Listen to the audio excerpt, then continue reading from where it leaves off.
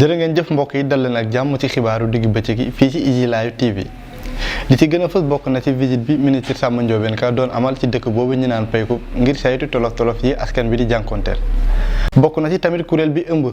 ñi doon liggéey ci chemin de fer bi doon amal ab conférence ngir nguur gi dégg leen faram-fàcce bi léegi lay doon.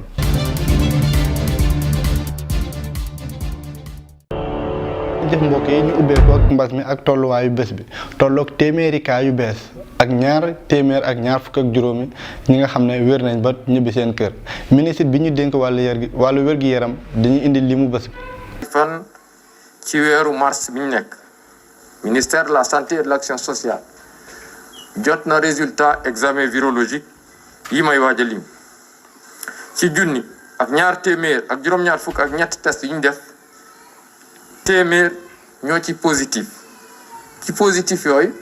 am nañ ci ñeent fukk ak ñaar ñu tuddee cas contact mooy ñi jot ci mbas mi fekk dañoo jaxasoo woon ak ñu yore doomu jàngoro ji amuñ ci benn cas importé maanaam bu jógee bitim réew waaye am nañ ci juróom fukk ak juróom-ñett ñu tuddee cas communautaire ñooñu mooy ñi jot ci mbas mi fekk xamuñ fi ñu ko jëlee wala ki leen ko wàll ñooñu nag seen lim nii la tëddee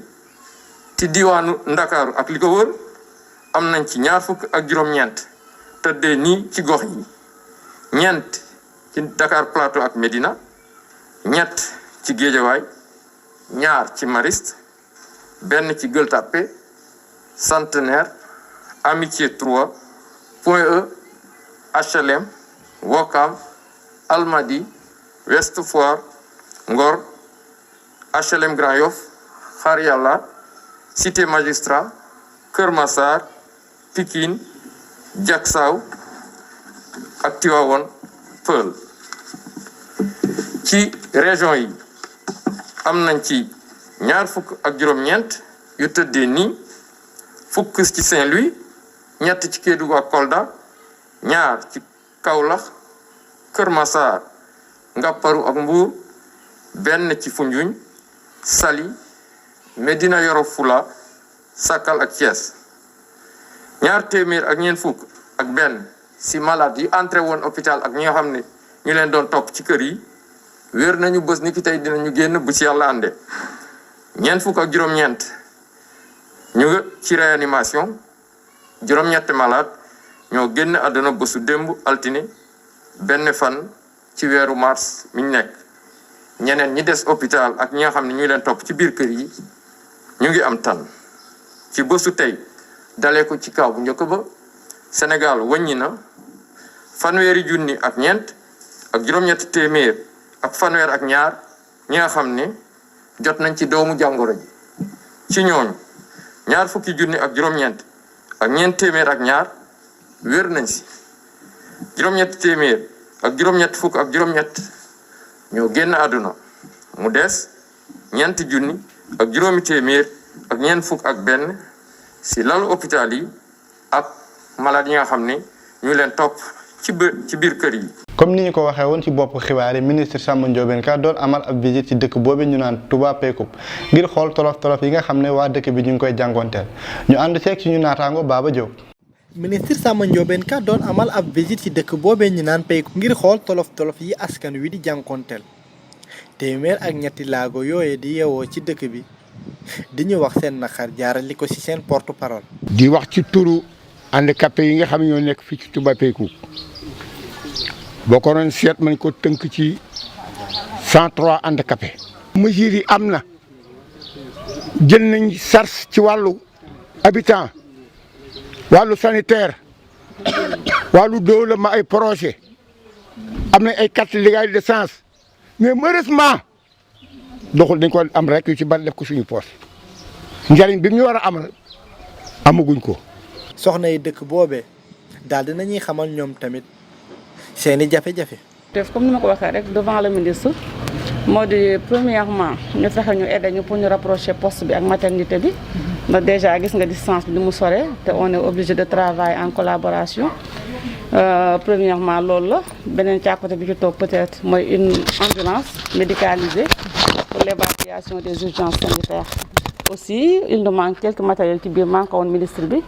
comme bu ñu mënoon am aspirateur aussi bëgg nañ ko bëgg nañ appareil échographie yooyu nga xam ne de ce fait suñu famille bi yëpp sur place la ñu toog duñ demati centre de santé wala ay hôpital régional pour certains. ministre Samba Ndiobène Ka ginnaaw bi mu leeralee mébatu visitam bii xamal nañu ne dina indi ay saafara ci mbir mi nu ma gën a. ma ne handicapé yi incha allah dinaa yónni gouverneur loo xam ne ay denrées alimentaires la pour mu jàppale leen ci parce que président Macky dafa ne ci réew mi dañoo bokk ndey bokk baay kon lépp loo xam ne jafe-jafe la ci biir dëkk bi dañ ko war a bokk waaye lépp loo xam ne tamit ndam la ci biir dëkk bi dañ ko war a bokk kon dinaa jël un tonnage de riz mooy ceeb ak yu séeréer yi gën a bëgg ma jox ko gouverneur pour mu yegg si fii. ginnaaw Paykoub ministre bi ak délégation am jàll nañ fële ci Mbaling nekk département bu Mbour. ñeenti at a ngi nii kuréel bi ëmb ñi doon liggéeyee ci chemin de fer bi di dew ci ginnaaw nguur gi loolee dara waralu ko lu dul ñàkk càmmanteeg ak yelleefu liggéeykat yooyee ñu ànd fekk suñu naataango yaay daado mànga. ñeenti at a ngi nii ña doon liggéeyee ci régie bu chemin de fer bu Sénégal ba woon ngi woote wàllu ci kàddu seeni secrétaire administratif ñu ngi xamal seeni dossier fu mu toll. ñëpp xamandoo nañ ko réew mi jafe-jafe yi bari na metti na ndax pandémie Covid 19 bi et particulièrement jafe-jafe yi nekk chemin de fer jamono yi ñu toll ñëpp xam nañ ni chemin de fer liggéeyatul pratiquement donc ba tey ay difficultés ñu ngi fii mais nit ñi malgré cela ay retraités ak ñiy liggéey ba léegi. jël nañ confiance boobu toog yaru toog di xaar vraiment occupé wuñu tali bi damuñu taali pëna te mënoon nañ ko aussi mais defuñu ko dañu toog yaru toog di xaar jour bi ñuy fay. juróom-ñeenti téeméer ak ñaari fukk agent nekk fépp ci Sénégal ñoo ngi xaar résultat négociation yi ñu amaloon ak njiit yi ñaari fukk ak juróom-ñeent ci ñooñu le jot nañu seeni koppar ginnaaw bu yoon àttee. Le chemin de fer n'a jamais respecté la législation du travail. tey dañ koy wax musuñu ko respecté dañ daan jël nit teg ko temporaire pendant 20 ans te loolu ñëpp xam nañu droit da koy tere le droit du travail donc lan moo waraloon de ce dossier là des agents comme nous yi nekkoon ci conditions yi ñu nekk ay 29 groupe de 29 lañ leen woowe ñoom ils avaient le temps ils avaient porté plainte bi ñu gagné seen procès ñu ne ay la yéwén nag yéen ak ñii yéen a ci bokk yéen dañuy traiter ces dossiers par analogie ñu toog ñu fay ñu négocier quelque temps après ñu fay ñu. ginnaaw bu leen njiitum réew mi Macky Sall woowee agent yooyu woon jàpp ni seeni aajo dina fajo ndax njiitum réew du waxantu. nous avons toujours nag privilégié la négociation ba tey le chef de l'État himself jël téléphone am woo ñu ni dinañ leen fay mais kon kay dañ koy gëm. le président de la République c'est une voix officielle du man du kii du keneen. gis nañu nguuru Abdoulaye Wade fay na benn pàcc bi. même su fekkee ni joxuñu leen benn délai agent yooyu woon ñoo ngi xaar seeni koppar. fasum coronavirus di wéy di law loolee waraloon kuréel bii di Caritas bu nekk Thiès Mbour 1 paroisse Saint-Jean-Baptiste amale woon ab ndaje jëmale ko ci dimbali néew di doole yi suñu naataango Fatou Ndaw moo ñu fa teewaloon. mbasum coronavirus di wéy di law li lee waraloon l'ONG Caritas bu Thiès nekk fii ci Mbour 1 paroisse Saint-Jean-Baptiste amle woon ak ndaje jëmale ko ci ndimbalu néew gu doole yi li ci mel ni ceeb diwlin meew ak masque ci loole benn soxna bu am juróom fukki at ginnaaw bu mu ñeewalee cant ak ngërëmu waa Caritas yëkkati na ay kàddu yu am solo jëmale ko ci askan wi ngir rek ñu sàmmanteeg mbas mile. ñu ngi leen di gërëm di leen sant kontaan nañu. l'ONG Caritas yemul ci ndimbalug dundu néew gi doole rek waaye itam lu demee ni seen wàllug wér-gu-yaram ndaw si le am fanweeri at jànkonteel ay tolof-tolof yu bari yoo xam ne waa Caritas ñoo ko safaraal. wax dëgg yàlla kontaan naa ci torop dañ maa boole woon ak moom de boobu maa ngi woon hôpital régional di fa traité wu amygdale sonn fa torop après ci lañ ma boole woon ak moom ndax damaa am amygdale bu ma sonal daaw ma sax lekk. su ma naanee ndox sax du jàll bu ma daanee lay mais ginnaaw yàlla moo ma tax. centre albinos bi nekk fii ci Sampaate 2 ginnaaw bu mu jotee ndimbal yooyu le Cheikh Bamba Diop yëkkati ay kàddu yu am solo jëmale ko ci l'ONG Caritas. waa Caritas gàcce ngaalaama ñoom ndax du tey rek lañ ko tàmbali ñaari at a ngi nii ñu di fi ñëw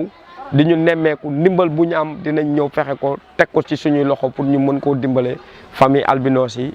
ak ñi nga xam ne ñoo nekk ci école bi. l'ONG Caritas Thiès Mbour 1 dox ay jéego yu am solo jëmale ko ci ndimbalug néew gu doole yi li la nag nekk taw feex ak ngëneel ci askanu Sénégal ndax doole yëmu. ginnaaw mbasum coronavirus dañuy jàll ci kuréel bi ëmb albinos yi nekk Sénégal ànd ci ak now doon amal ab defaraat ci centre des albinos de Thiès nekk Sampaate 2 ngir mën a dalal téeméer ak juróom fukki xale reportage Arampay. centre albinos bi nekk fii ci Sampaate 2 ci Thiès nekk ci liggéey yu gën a yaatal bâtiment wam ngir gën a mën a jël xale yu bari ñooñee war a mën a toll ci téeméer yu toftal fanweer. internat la woon boo xam ne capacité bi rëyul woon mënul woon jël lu weesu ñaar fukki xale et tey ñu yokk capacité bi ba buñ paree maximum dinañ mën a am 150 xale yoo xam ne dinañ fi mën a nekk pensionnaire fii di fi jàng. actuellement ni ki nga xam ne moom la ñuy liggéeyal muy suñu partenaire ñu ngi koy tuddee Mila for Africa benn fondation la boo xam ne mu ngi basé wu en Russie donc actuellement ni moom moo ñuy jàppale pour ñu def travaux d'extension. xale yooyu war a ñëw ci centre boobu ñu leen di tànnee ci Sénégal gi yëpp ñoom ñu nar faa duggee ci seeni ñaareelu at. ñu ngi commencé di sélectionner à travers région Sénégal yi xale yi nga xam ne war nañu mën a ñëw fii ci centre bi ndax à partir de 2 ans la ñuy jël donc ba 7 ans. centre bi ay albinos ñoom ñoo fi nekk ak ay non albinos et tey maa ngi am fierté di fi maanaam di fi gàttandu suñu benn pensionnaire nga xam ne tey moom aussi journaliste la kooku c'est un plaisir ñu accueillir ko fii. Adja Maimouna Thiam jaaree ci centre bii di rafetlu seen taxawaay. centre maternel bu baax la aussi day jàngal élèves yi tey man maa ngi nii may exemple génn naa fi am naa sama bac léegi bay def formation journalisme donc buñ nekkee di ko réhabilité waat donc loolu moom dama ciy kontaan rek te yal na leen yàlla jàppale tamit. centre albinos bi ëmb bépp xeetu xale di leen dalal ci seeni ñaareeli at rawatina xale albinos yi ngir ñu gën a am gis-gis ci seeni dëkkuwaay ci loolu jiitum centre boobule di ñaan ñii di autorité. Adja Maimouna Thiam di ñu tënkal li gën a fës ci bitim réew. ci li xew bitim réew ñu dooree ko ca Nigéria ñaar fukk ak juróom-ñeent xale yi ñu sàccoon ci seen école ajjuma bi ñu génn ñu gis leen ci jàmm gouverneur Nigéria docteur Bello Matawalle di ci sant yàlla. wérgu yaram Ghana ak Côte d'Ivoire bokk ci dëkk Afrique yi njëkk a ñàkk seeni doomi réew président ghanéen Akufo-Addo jël vaccin wam bu AstraZeneca ngir tijji yoon wi pour waa dëkk. France njiitu France ba woon Nicolas Sarkozy ñu tëj ko 3 at yoo xam ni benn rek la ci tëdd ci buuxum ak trafic d'influence. Nicolas Sarkozy ñu nar ko àttewaat ci fukki fan ak juróom-ñaar ca weeru mars ci affaire ba ñuy woowee Big Million nekk benn xaalis bu mu defoon ci campagne 2012 am bi mu mel ni xaalis bu lewul. Amérique affaire Khashoggi di journaliste bi ñu reyoon ca Turquie nguuru États-Unis di xam ne ni rek dinañ ci jël ay ndogal jëmale ko ci prince Arabie Saoudite Mohammed Ben Salman ginnaaw bi ab rapport ba ñu defoon ci àjjuma bi jiiñee deewu journaliste boobule. porte-parole Maison Blanche di Jen Psaki di xamle ni dinañ jël bépp matuwaay ci affaire boobule. jërë ngeen jëf mbokk yi fii la ñuy yem ak yéen ci xibaaru diggi bëccëg gi di leen ñaanal kenn du